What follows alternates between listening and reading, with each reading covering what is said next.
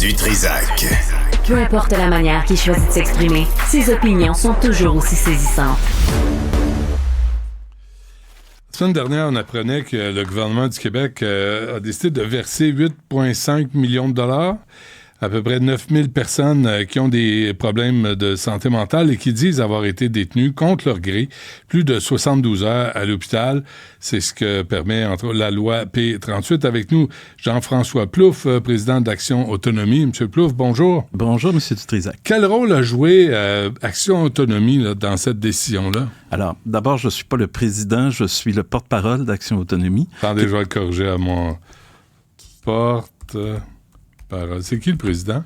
Le président du conseil d'administration, c'est Mme Lynne Robitaille. C'est une bonne personne? C'est une très bonne personne. Parfait, on continue. Comme tous les membres du conseil d'administration d'Action Autonomie, qui sont des personnes utilisatrices de services en santé mentale dans l'intégralité de leur nombre. Donc, nous, le rôle qu'on a joué dans cette procédure-là, c'est qu'on a agi comme les demandeurs. C'est-à-dire qu'il faut que quelqu'un s'adresse à la Cour pour faire une demande de recours collectif. On a été évidemment...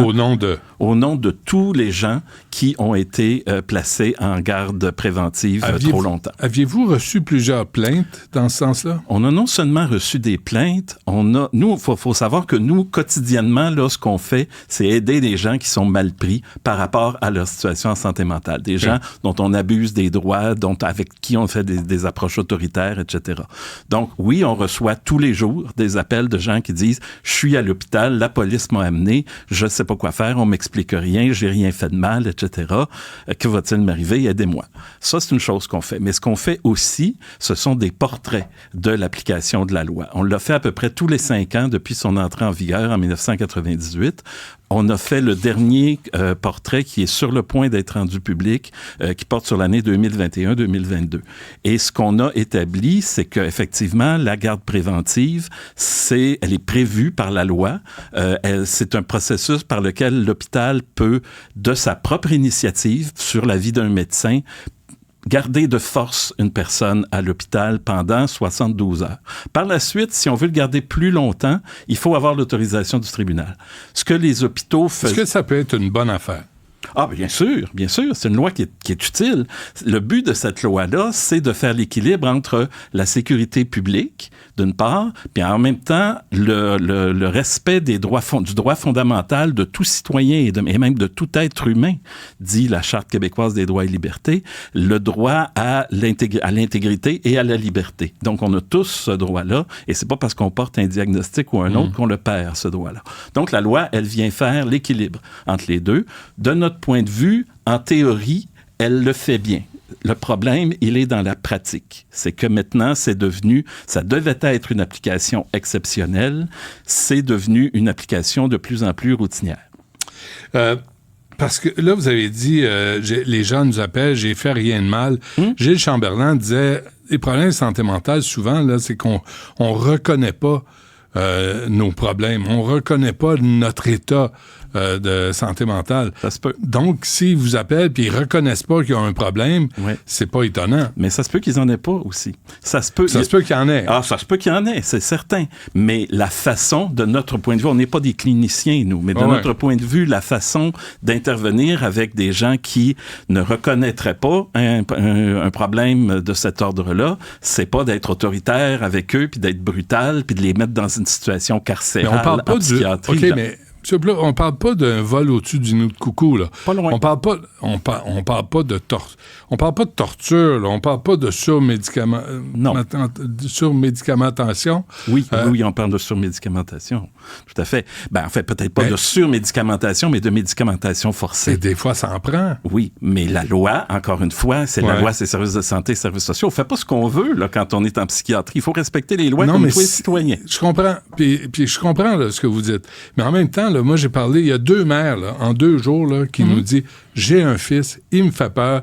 Et il y en a un qui parle à Étienne, qui est son ami imaginaire. Étienne lui dit, tue ta blonde. L'autre mère dit la même affaire. Elle a peur que son fils aille chez ses parents puis tue ses parents. Je suis désolé, mais il va falloir le médicamenter, il va falloir le calmer un peu. Il faut surtout, à ce stade-là, le contrôler. C'est l'objet de la loi P38. La loi P38, elle ne vise pas à soigner des personnes. Elle vise à les contrôler. À contrôler, donc c'est contraignant. Bien sûr, mais ça doit être exceptionnel. Peut-être que les 2 cas dont vous me parlez sont des cas exceptionnels pour lesquels la loi pourrait s'appliquer. Donnez-moi un exemple. Un exemple, là. Pas anecdotique, un exemple généralisé de cas que vous entendez. Comme je vous dis, les gens, nous, on est les porte-parole, on se fait le haut-parleur de la parole des gens. Les gens nous disent, moi, je suis chez moi, j'ai des conflits avec des voisins, etc. À un moment donné, tout est tranquille, la police arrive et veut m'amener à l'hôpital. Je résiste, la police se met à être un petit peu plus à employer un peu plus de force avec moi. Finalement, j'arrive à l'hôpital, mais personne ne m'a rien expliqué, personne ne me dit rien. Je sais pas qu'est-ce que j'ai fait, je sais pas combien de temps je vais être là. Personne me parle, on me trimballe d'une place à l'autre, je demande à quitter, on me le refuse, etc. Donc, un des gros problèmes qu'il y a, c'est que les gens ne sont pas informés de ce qui leur arrive. Et ils ne sont pas informés parce que le personnel ne le sait pas. Est-ce que ça se peut qu'ils soient informés, écoutez, mais qui trafiquent la réalité? Nous, on parle avec des intervenants aussi, pas des intervenants, mais des soignants dans le milieu hospitalier qui ne connaissent rien à la loi P38. C'est ça la réalité. On leur dit, là, est-ce que la personne, aujourd'hui, telle personne qui nous a appelés, est-ce qu'elle est en garde provisoire ou en garde préventive? Ils savent pas ce que c'est la différence entre les deux. C'est complexe, c'est technique, puis j'entrerai pas dans ces détails-là maintenant. Mais un professionnel de la santé qui travaille dans un département de psychiatrie d'un hôpital montréalais, de notre point de vue, devrait savoir ça et devrait être capable de l'expliquer à son patient, ce qui ne se fait pas. Ouais. Et c'est ce qui contribue à l'insécurité, à la fébrilité de la personne et qui va faire en sorte qu'on va être de plus en plus autoritaire et brutal avec. OK. Moi, je vous entends, M. Plouffe, là, mais en même temps, l'exemple Maureen Brault. Oui. Brouillard, sa mère, a tout fait là, pour essayer de le garder en société. Les exemples se multiplient, là. Les psychoses là, qui coûtent la vie des familles, des proches, des voisins. Faut faire quelque chose. On peut pas prendre les gens... Je vais vous citer la présidente de l'Association des médecins psychiatres du Québec, qui était justement, si mon souvenir est bon, à l'enquête du coroner sur Maureen Brault, et qui a dit les personnes atteintes de schizophrénie, parce que c'est de ça dont on parle surtout, les personnes atteintes de schizophrénie sont beaucoup plus souvent victimes de violences qu'autrices de violences. Donc, oui, il y a des gens qui sont atteints de troubles mentaux qui peuvent poser des gestes violents, mais la grande majorité des gestes violents qui sont posés dans la société... Excusez-moi, là. Ça, vous le demandez? Moi, j'ai des noms, j'ai des dates. D'accord. Là, et vous le demanderez à Mme Gamache. Des gens en psychose qui ont tué leur père, qui ont tué leur mère, leur frère, leur sœur, qui terrorisent la famille.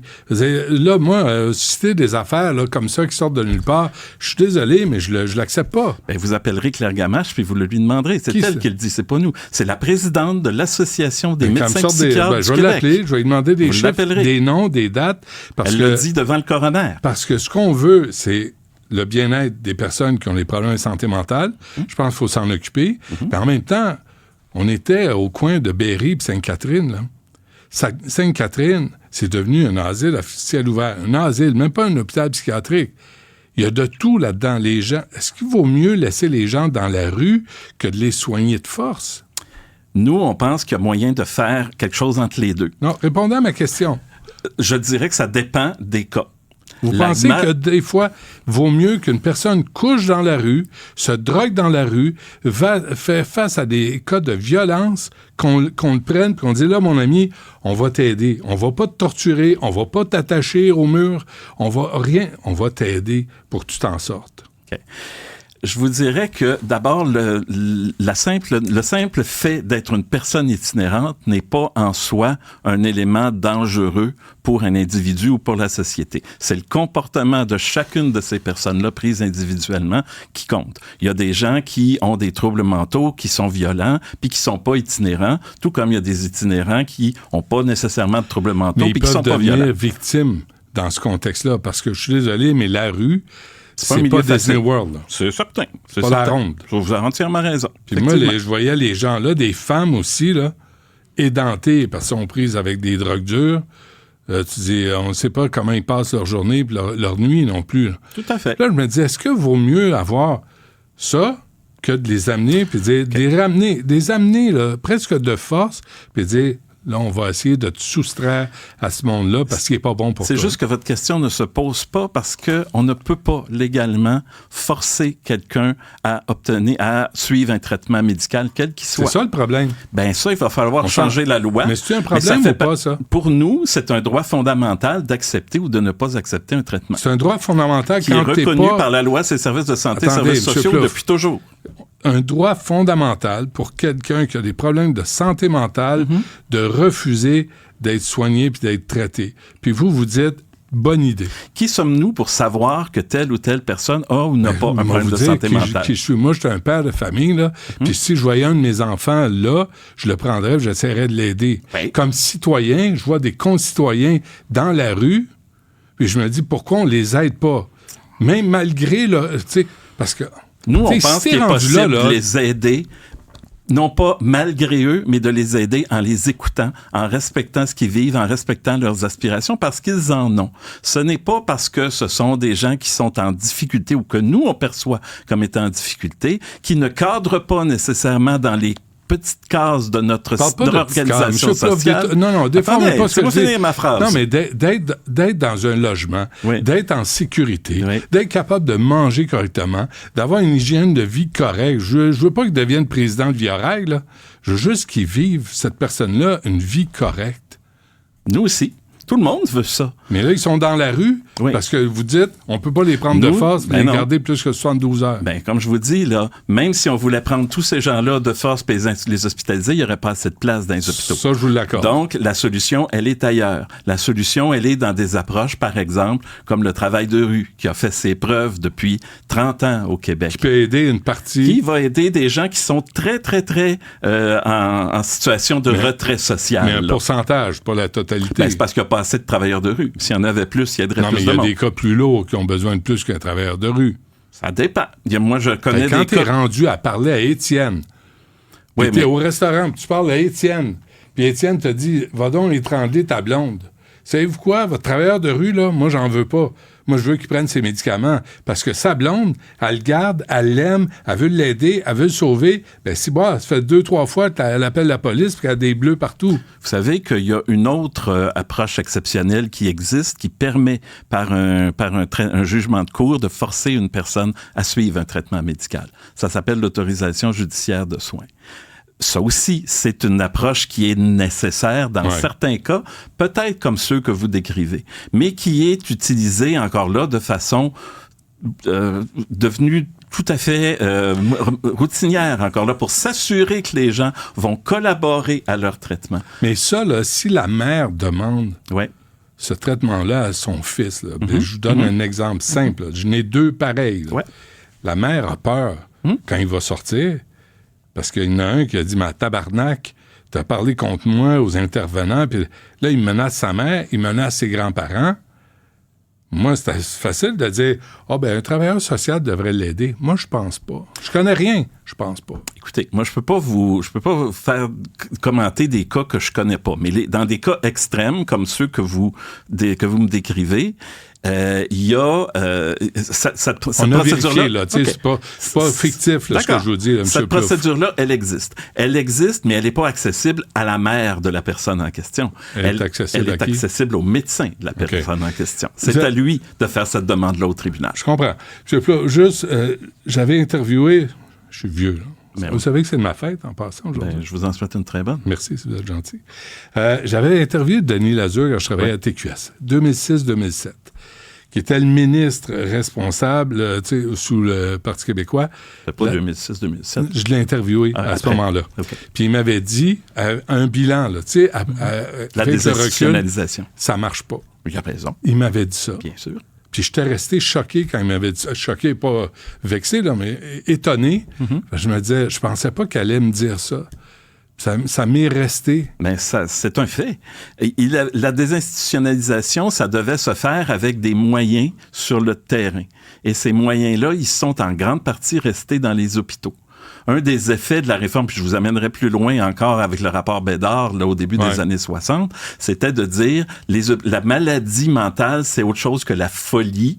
Donc, la maladie, ça se soigne dans les hôpitaux, donc ça devrait se soigner aussi dans les hôpitaux généralistes, etc. Donc, on est resté très hospitalo-centriste dans le milieu. Ce qui fait que encore aujourd'hui, il y a plein de choses qui se font à l'extérieur du milieu hospitalier qui ne sont pas reconnues, qui sont sous-financées, qui sont très efficaces et qui rejoignent pas un nombre suffisant de personnes. Et nous, on pense qu'une des solutions aux problèmes dont on parle aujourd'hui, c'est celle-là. C'est de donner des moyens autres que simplement de la médication puis de la privation de liberté. Il y a d'autres choses à faire avec beaucoup de ces personnes-là. Faut qu'on se quitte, M. Plouffe. Là, je vous nomme le ministre. Là, vous faites quoi?